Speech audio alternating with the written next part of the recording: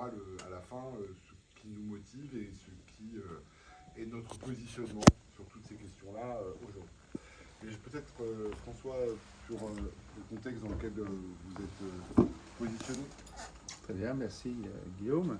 D'abord, je vous remercie Belkacem, car c'est il y a fort longtemps, on y rappelle quelques décennies maintenant. Région et Peuple Solidaire s'est mobilisé autour de la cause des berbères en général. Et nous avons longtemps développé la solidarité vis-à-vis de cette réalité d'un peuple avec une particularité culturelle très présente dans l'Hexagone, parce que l'exil et les grandes immigrations des années 60 ont beaucoup concerné à la fois côté Maroc et côté Algérie des populations berbères, et dont la culture, qui est une culture magnifique, une culture vivante encore, très vivante, est menacée par un État répressif, qui est l'État algérien notamment, et également au Maroc, où elle est plutôt comptée de façon moins répressive, mais elle est quand même comptée comme quantité négligeable par la réalité politique et culturelle du Maroc. Et au nom donc des principes que nous défendons, notamment le droit à la vie de chaque peuple et de chaque culture, le droit à la reconnaissance de sa langue, de sa culture, de son histoire, on a engagé un processus de solidarité. Et moi-même, en tant que député européen, j'ai plusieurs fois, alors vous savez que j'ai fait 2 mandats, j'ai fait un mandat de 2009 à 2014, j'ai fait une campagne malheureuse 2014-2019, mais j'ai eu un grand bonheur dans cette campagne, c'est de partager une émission avec le regret de dire, un magnifique acteur culturel de la cause amazigh, et qui est malheureusement décédé depuis. Et enfin, 2019-2024, on a repris le flambeau. Bon, plus difficilement parce qu'il y a eu le Covid et que nous avons pendant 2 ans été obligés au Parlement européen d'arrêter toute forme de réunion, d'invitation de personnalités extérieures, etc. Donc on s'est trouvé un peu coincé, je dirais, par l'affaire du Covid. Mais malgré tout, on a quand même réussi à faire au Parlement européen une action, un webinaire autour de la situation notamment de la présidente emprisonnée du CMA, qui est maintenant depuis 4 ans. 3 ans. Incarcérée sous des prétextes fallacieux. C'est une prisonnière politique au sens propre du terme. Et ensuite, à l'Assemblée nationale, avec l'aide de Paul Mola, qui est un autre député de notre formation, et de Jean-Félix Acquaviva, des députés corses, on avait fait une réunion de sensibilisation. On essaye de faire vivre, évidemment, la cause berbère ici. C'est une cause noble, c'est une cause juste, c'est une cause que nous soutenons à fond depuis toujours, et je suis content que tu acceptes d'en prendre aussi ta part, car c'est une cause qui a besoin d'énormément de soutien. On est dans des blocages diplomatiques complets, des 2 côtés, vis-à-vis de l'Algérie, car la dictature algérienne fait des peuples berbères, et notamment du peuple kabyle, le bouc émissaire de toutes ces difficultés, et donc ils sont au cœur d'une répression tout à fait insupportable, mais aussi vis-à-vis du Maroc, où dans les difficultés diplomatiques actuelles, il n'est pas facile de faire vivre la démocratie et de faire vivre une autre approche de la différence et de la diversité dans un régime qui se révèle finalement très autoritaire, c'est le moins qu'on puisse dire. Donc voilà, donc on est là, et on est toujours là, et dans ces élections européennes, nous avons été colifiés avec Belkacem en 2014, nous avons fait le plus que l'on peut, rencontré beaucoup de gens, fait des réunions à Marseille, etc. Et il faut que ça continue, parce qu'il n'y a pas de cause qui mérite d'être abandonnée quand elles sont justes.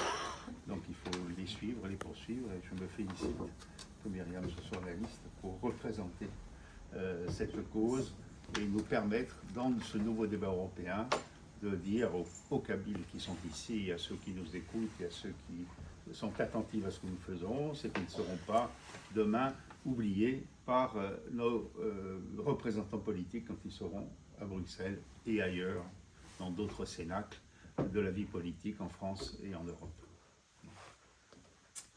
Merci. Merci.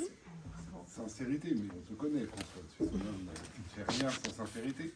Myriam, alors on fait chemin ensemble.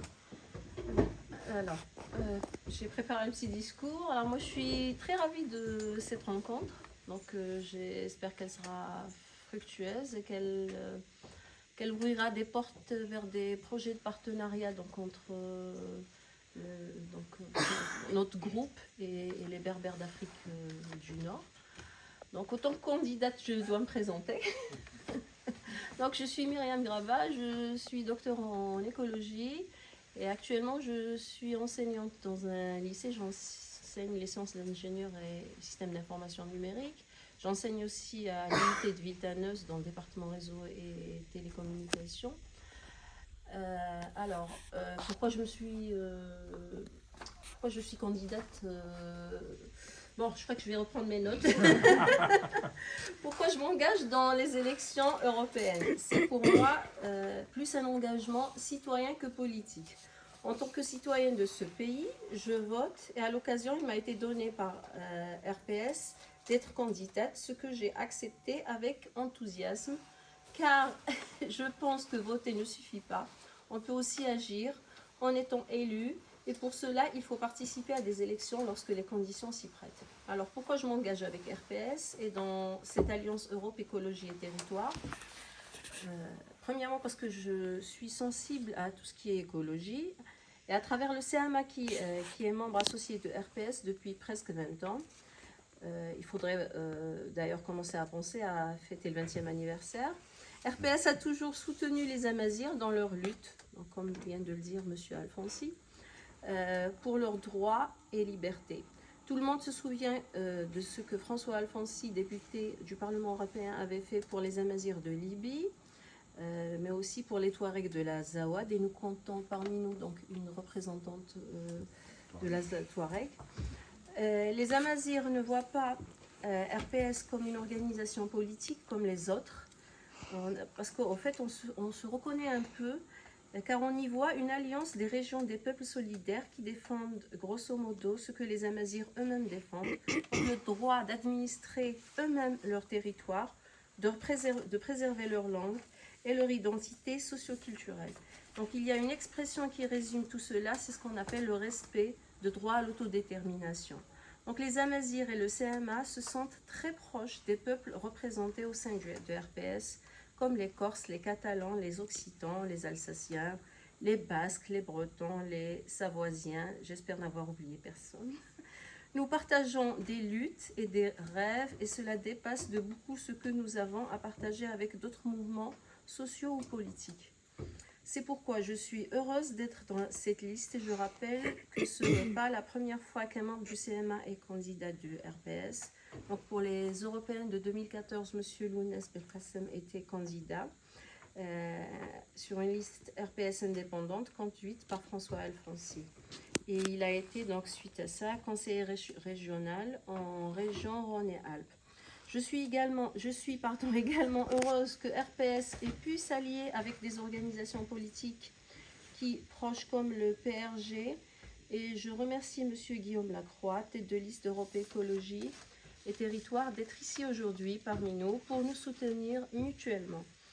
Alors, qu'est-ce que je ferais si j'étais élue au Parlement européen? J'essaierai de faire pencher l'Europe en faveur des peuples et des territoires, et de faire en sorte que l'Europe soit moins une machine bureaucratique, lourde, qui soit solidaire à l'intérieur et à l'extérieur, notamment avec les pays du Sud, pour défendre les principes démocratiques, les libertés, les droits humains. Par exemple, l'Union européenne continue actuellement de faire du business le plus normalement possible avec un État, et même des États d'Afrique du Nord, dirigés par une dictature militaire, donc notamment les Algériens, qui tuent, exilent et condamnent à mort des innocents. Cela n'est pas acceptable. Il nous faut des élus au Parlement européen pour changer cela, et pour cela, nous avons besoin de vos voix. Merci à tous pour votre présence et pour votre écoute. Merci.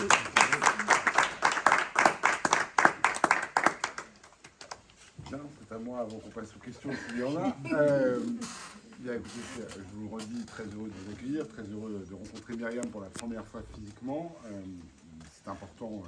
Il y a 81 candidats sur les listes européennes, et on veille à ce que la répartition géographique, sociologique des candidats soit large, ce qui fait qu'on n'a pas toujours l'occasion de se croiser partout. Je suis très content que Région des Peuples Solidaires ait eu la bonne idée de proposer Myriam sur cette liste, parce que effectivement nous sommes sur une campagne électorale qui essaye de donner du sens, qui essaye de donner finalement un message qui n'est pas seulement un message d'une Europe qu'il faudrait réveiller, d'une Europe qu'on voudrait différente. Nous, on essaye de dire précisément ce qu'on ferait, ce qu'on fera le 10 juin quand on sera au Parlement européen. Et sur ces questions qui relèvent à la fois de la politique et du regard que l'Europe doit avoir sur l'ensemble de la zone Méditerranée, d'une part, mais qui relève aussi de la façon dont l'Europe doit être en phase avec ses propres principes, la démocratie et les droits de l'homme, il est important de porter justement à la connaissance de celles et ceux qui votent et de celles et ceux qui représenteront demain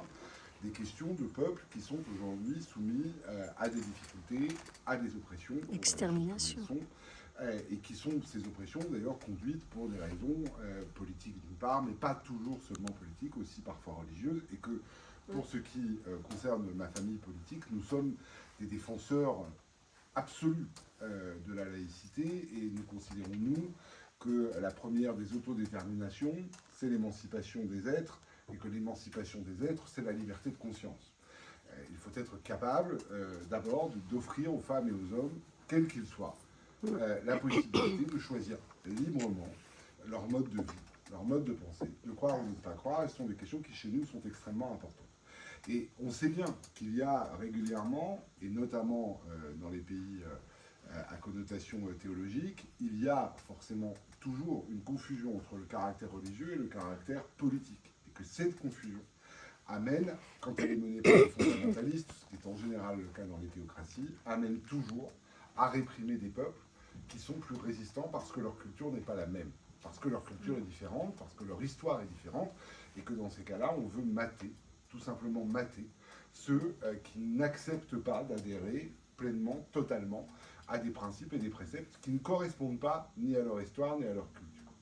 Et qu'on ne peut pas être européen et défendre un immense continent comme le nôtre, comme le présentant comme une immense démocratie, espace de paix, de sécurité, de justice, et ne pas se dire que si on arrive à constituer ce grand continent-là,